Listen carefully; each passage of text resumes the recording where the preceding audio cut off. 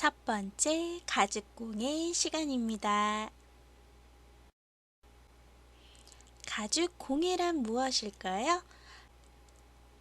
가축의 가죽을 가공하여 생활 속 소품을 직접 만드는 공예를 말해요.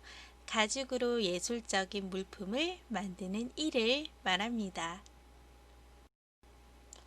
그럼 가죽의 장점과 단점 알아보면 좋겠죠? 장점은 기온의 영향이 적고 우수한 보온성, 내구성이 있어요. 탄성 및 소성이 양호해서 다양한 형태의 가공이 가능하고 염색도 쉽다는 게 장점입니다. 하지만 단점도 있어요. 형태와 품질이 균일하지 않아요. 그리고 습도의 영향을 받습니다. 습한 경우에는 가죽이 늘어나고 곰팡이가 생길 수 있고요. 또 반대로 건조하면 수축의 위험이 있습니다.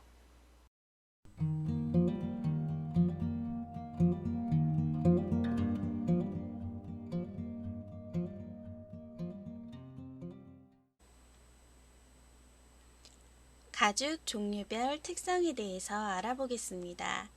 소가죽, 염소가죽, 양가죽이 있는데요. 소가죽은 우리가 가장 많이 사용하는 가죽 중에 하나예요. 그래서 가방, 구두, 액세서리 등 다방면으로 사용하고 있는 가죽이에요. 주변에서 보면 가죽 가방이다 라고 하면 거의 소가죽이 많을 거예요. 자, 소가죽은 연령에 따라 분류를 하고 있는데요. 카프, 킷, 가우, 스티어, 불 이런 식으로 종류가 구분되고 있어요. 염소가죽은 소가죽에 비해 조직이 더 치밀하고 가죽이 더 단단합니다. 그래서 두껍지 않은 코트나 재킷, 부츠, 장갑에 주로 사용하고 있어요. 연령에 따라 구분할 때는 생후 1년 이하는 키드스킨, 생후 1년 이상은 고트스킨이라고 합니다. 양가죽은 흡수성이 좋고 부드러우며 염색이 잘 돼서 가방, 소품 등에 적합합니다. 생후 1년 미만은 램스킨, 생후 1년 이상은 쉽스킨이라고 하고요. 안감이나 매듭 등으로 주로 사용이 되고 요즘은 인도산이 많은 것이 특징이에요. 가죽 종류별 특성 두 번째 가죽 볼게요. 통가죽, 컬러링 소가죽, 양면가죽이 있는데요. 통가죽은 가죽 생지이기 때문에 가죽 그대로 색깔을 입히거나 염색을 했다는 그런 가공 제품이 아니라는 거예요. 그래서 조각과 염색을 직접 할 수 있고요. 그러다 보니 세상에 하나밖에 없는 작품을 만들 수도 있는 거죠. 그래서 통가죽은 학교 수업에서 자주 사용하고 있습니다. 컬러링 소가죽은 소가죽에 색을 입히거나 무늬를 일괄적으로 넣어 판매하기 때문에 별도의 염색이 필요하지 않아요. 그리고 색과 무늬가 다양하다는 장점이 있습니다. 양면 가죽은요, 양면이 가공이 된 가죽이에요. 한쪽이 소가죽이라면 반대편은 가죽을 표현하기 위해서 폴리우레탄, PU를 입혀서 가공한 방식의 가죽을 말합니다. 그래서 일반 베지터블 가죽보다는 코팅을 했기 때문에 내구성도 좋고요. 습기에 강한 편입니다. 그리고 양면이기 때문에 별도의 안감이 필요가 없다는 것이 특징이에요. 새로운 가죽들 한번 또 볼게요. 돼지 가죽, 우리가 돈피라고 하는 가죽이 있고요. 인조 가죽, 레자가 있습니다. 그리고 파충류라고 기재했는데 어떤 건지 같이 살펴볼게요. 돼지 가죽 돈피는요, 마찰에 강하고 모공이 크며 가죽이 좀 얇다는 것이 특징이에요. 그러다 보니 가격이 저렴하고요. 주로 안감의 용도로 많이 사용이 되고 다양한 종류와 색상이 있습니다. 돈피를 직접 보면 아시겠지만 매끈한 면이 접착면으로 사용이 되고 있습니다. 인조 가죽, 우리가 레자라는 말 주로 사용을 하죠. 합성 소재로 내구성, 통기성, 흡수성 모두 떨어지는 편이에요. 하지만 다양한 무늬나 색상이 있고요. 가격이 저렴하기 때문에 사용되고 있습니다. 파충류, 이름만 봐선 이게 뭘까 싶죠? 악어, 뱀, 도마뱀, 개구리 이런 파충류를 이용한 가죽이에요. 그래서 습기에 매우 강하고 곰팡이가 생기는 경우가 없어요. 물에 사는 파충류이다 보니까 그런 것 같아요. 읍면의 모양이 화려하고 아름다운 것이 특징입니다.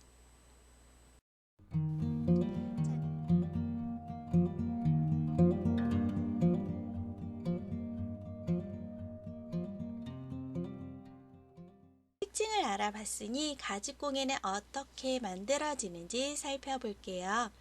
디자인을 도안하고요. 가죽을 재단하고 재단한 가죽을 바느질해서 마감을 합니다. 서로 접착을 해서 금속 장식을 부착까지. 그래서 가죽공예 하나의 작품이 만들어지는데요. 자, 그럼 세부적으로 디자인 도안이나 재단 어떻게 진행하는지 살펴볼게요.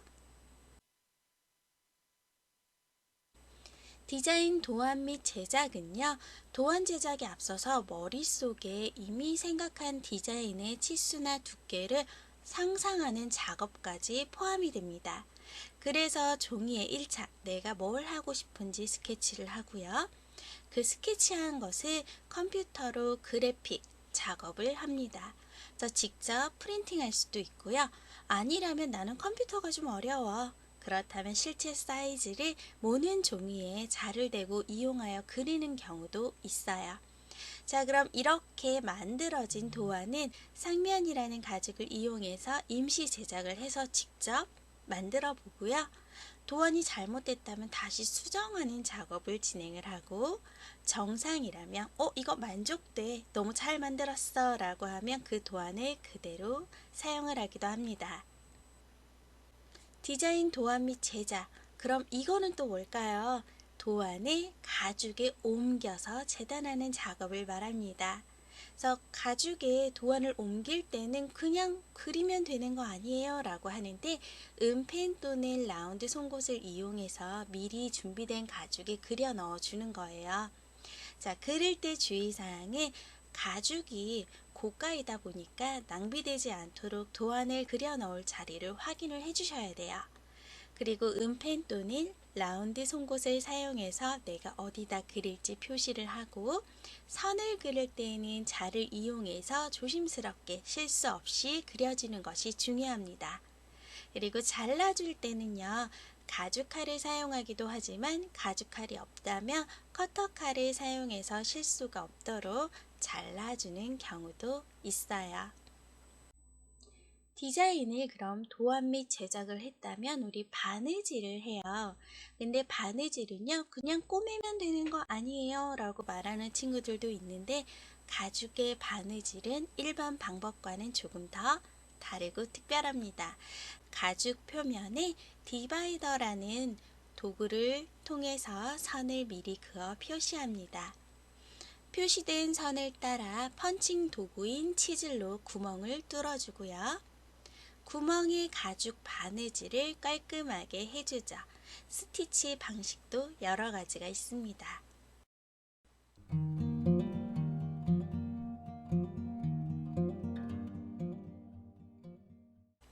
자, 그럼 바느질에 대해서 설명을 했는데요. 바느질 기법 크게 세 가지로 나누어 볼게요. 새드 스티치, 엑스자 스티치, 락 스티치, 이런 방식들이 있어요. 세부적으로 한 번 더 보고 넘어갈게요. 새드 스티치라고 하면요, 유럽 전통의 가죽공예 손바느질 기법이에요. 새들 자체가 마구 가죽 안장이에요. 말 안장으로 사용하는 것을 새들이라고 하는데, 너무 튼튼하게 견고하게 마구 용품으로 사용됐기 때문에 새들이라는 명칭이 붙었어요.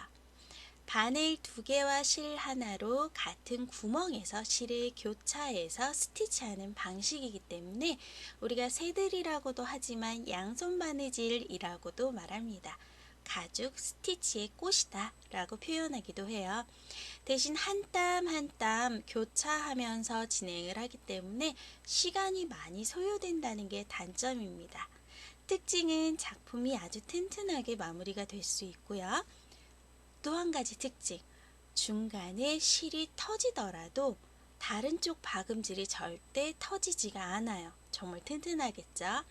실 길이는 저희가 가죽실 받아보면 아시겠지만 모든 작품의 3배에서 4배 정도 끊어서 친구들에게 주고 있어요. 자, 이 새들도 바느질 작품의 3배에서 4배 필요하게 되어 있습니다. X자 스티치에 대해서 보고 갈게요. X자 스티치는요, 2개의 바늘로 진행을 하고 갈라진 2개의 가죽을 이어붙일 때 또는 가죽을 멋스럽게 표현하고 싶을 때 X자로 스티치를 하고 있어요. 또는 크로스, X로 섞었다 해서 크로스 스티치라고 말하기도 합니다. 특징은 겉면은 X자로 모형이 되어 있지만 안쪽을 보면 일자 모형으로 보여지는 것이 특징이에요. 자, X자는 우리 앞서 봤던 새들보다 실 길이는요, X자이기 때문에 일자보다는 당연히 실이 더 많이 들겠죠. 그래서 바느질할 작품에 4배에서 5배 정도 여유 정도의 실을 끊어서 사용하는 방식이에요. 바느질 기법 중에 락 스티치, 우리가 학교 수업에서 가장 많이 사용하는 스티치 방식의 하나예요. 홈질과 똑같은 원리예요. 바늘 하나만을 이용해서 스티치하는 기법인데요. 세디 스티치에 비해 쉽고 속도가 빠른 손 바느질입니다. 특징은 홈질과 같아요. 위에서 아래로, 아래에서 위로, 위에서 아래로 이런 식으로 바느질을 하는 방식입니다. 실 길이는 바느질할 작품의 3배에서 4배 사용하고 있어요.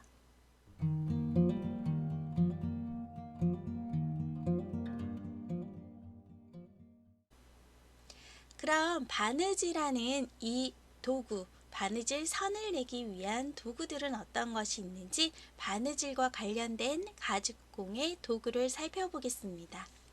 디바이더는요, 가죽에 바느질할 선을 내고자 할 때, 일정한 선을 그릴 때 사용하는 도구이고요. 치질은 내가 바느질을 할 구멍을 뚫어주는 펀칭 도구예요.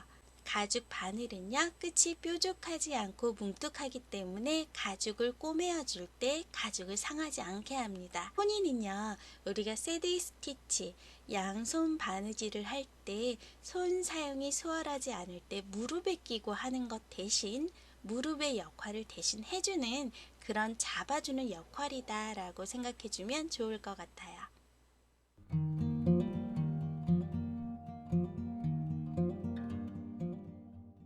도구도 보고 여러 가지를 봤는데요. 우리 다음 시간부터는 가죽공예 체험을 직접 해볼 거예요. 그럼 어떤 작품을 하는지 한번 살펴볼게요.